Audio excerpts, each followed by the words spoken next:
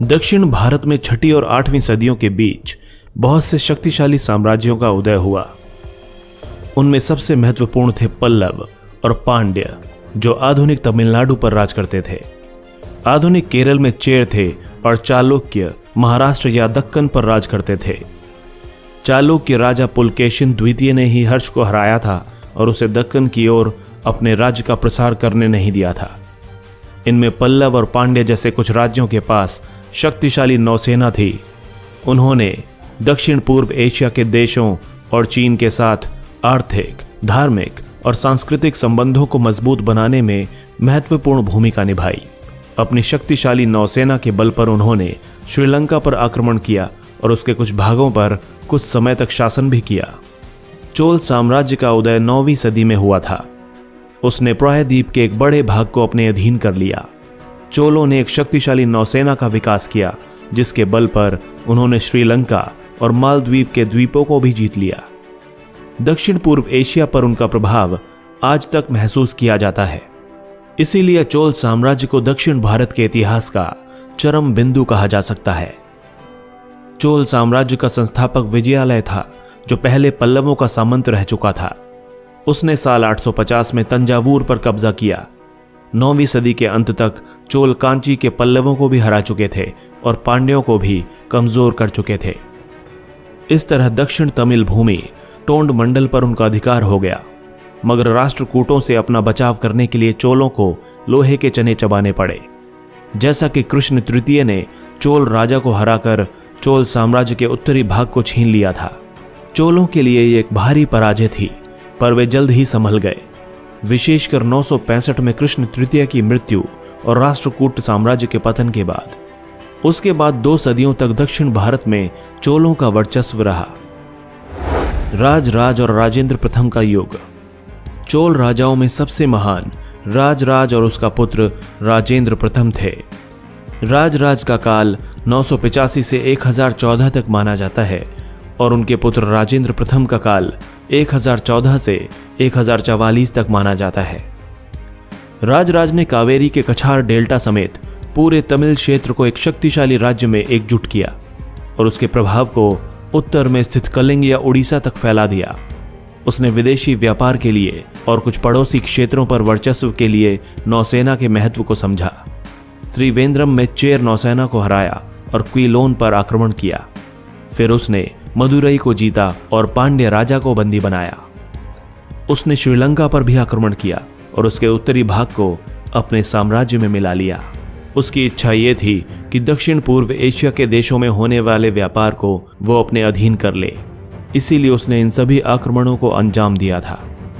कोरोमंडल तट मालाबार और दक्षिण पूर्व एशियाई देशों के साथ व्यापार के केंद्र थे। मालदीव की विजय उसके नौसैनिक कारनामों में से एक थी। राज ने कर्नाटक के गंग साम्राज्य के पश्चिमोत्तर भागों पर भी अधिकार किया और वेंगी को हराया। राजेंद्र प्रथम अपने पिता के जीवन काल में ही युवराज बना दिया गया था तथा सिंहासन पर बैठने से पहले ही प्रशासन और युद्ध का काफी अनुभव प्राप्त कर चुका था। पांड्य और चेर क्षेत्रों को पूरी तरह रौंदकर और उनको अपने साम्राज्य में मिलाकर राजेंद्र प्रथम ने राज की विस्तारवादी नीति को आगे बढ़ाया। श्रीलंका की विजय का कार्य भी पूरा हुआ तथा श्रीलंका के राजा और रानी के मुकुट और राज चिन्ह पर कब्जा कर लिया गया। अगले 50 वर्षों तक श्रीलंका चोलों के अधीन रहा। राज और राजेंद्र प्रथम ने अपने विजय की पहचान के रूप में विभिन्न स्थानों पर भगवान शिव और भगवान विष्णु के अनेक मंदिर बनवाए। इनमें से सबसे प्रसिद्ध तंजावुर का राजराजेश्वर मंदिर था, जो 1010 में पूरा हुआ। चोल राजाओं ने इन मंदिरों की दीवारों पर अभिलेख लिखवाने की प्रथा चलाई, जिनमें उनके विजय के ऐतिहासिक वृत्तांत दिए जाते थे। यही कारण है कि चोलों के बारे में हम उनके पहले के राजाओं की अपेक्षा काफी अधिक जानते हैं। कलिंग के रास्ते बंगाल तक का अभियान राजेंद्र प्रथम के शासनकाल के सबसे उल्लेखनीय कार्यों में से एक था। इसमें चोल सेनाओं ने गंगा नदी पार कर 2 स्थानीय राजाओं को हराया था।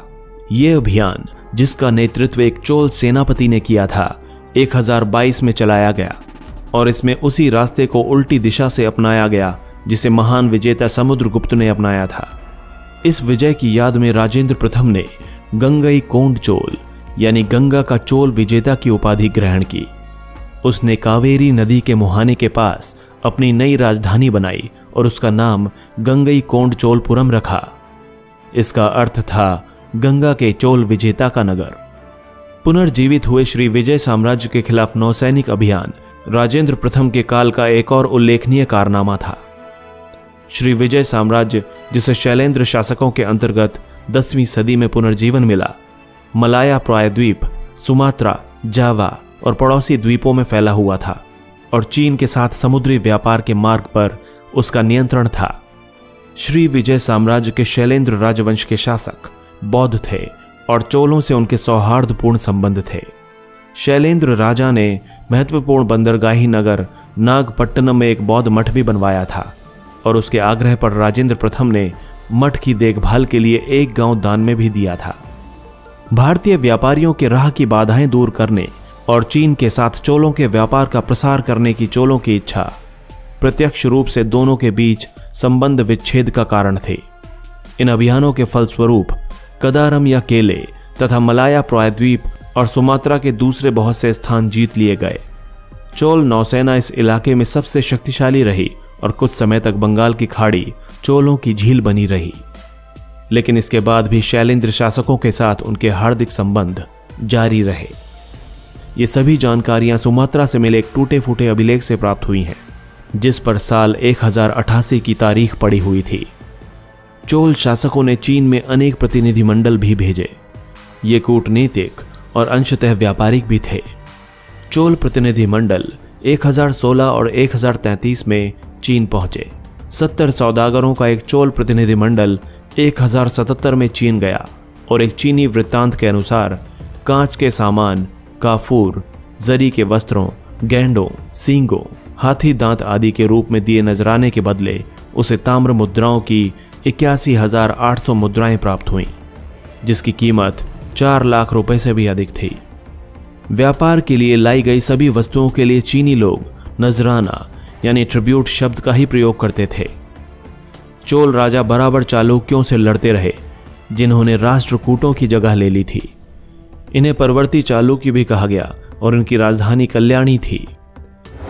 वेंगी या रायलसीमा, तुंगभद्र के दोआब, उत्तर पश्चिम कर्नाटक के गंग शासित प्रदेश के नियंत्रण के लिए चोल और परवर्ती चालुक्य टकराते रहे। इस टकराव में किसी भी पक्ष को निर्णायक विजय नहीं मिली और अंततः दोनों ही राज्य थक कर चूर हो गए। ये भी प्रतीत होता है कि इस काल में युद्ध कठोर से कठोरतम होते जा रहे थे। चोल राजाओं ने कल्याणी समेत चालुक्य नगरों को रौंदा और लूटा तथा ब्राह्मणों और बच्चों समेत जनता का नरसंहार किया।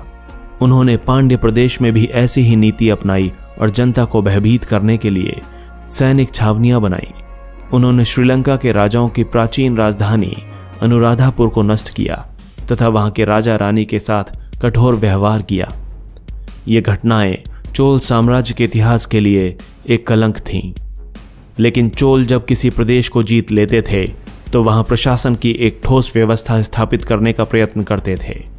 साम्राज्य भर के गांवों में स्थानीय शासन को बढ़ावा देना चोल प्रशासन की उल्लेखनीय विशेषताओं में से एक था।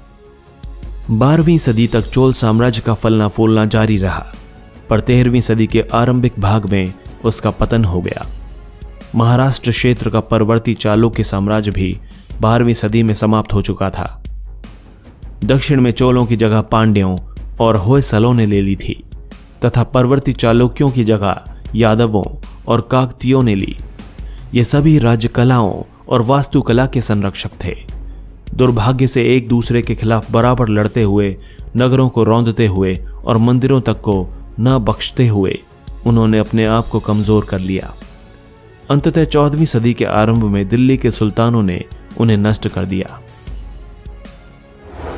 दोस्तों, अगर आपको हमारा वीडियो अच्छा लगा तो प्लीज लाइक करें, शेयर करें और कमेंट करें और हमारे चैनल हिस्टोरिक हिंदी को सब्सक्राइब करना ना भूलें ताकि हमारी हर नई वीडियो की अपडेट आपको मिलती रहे।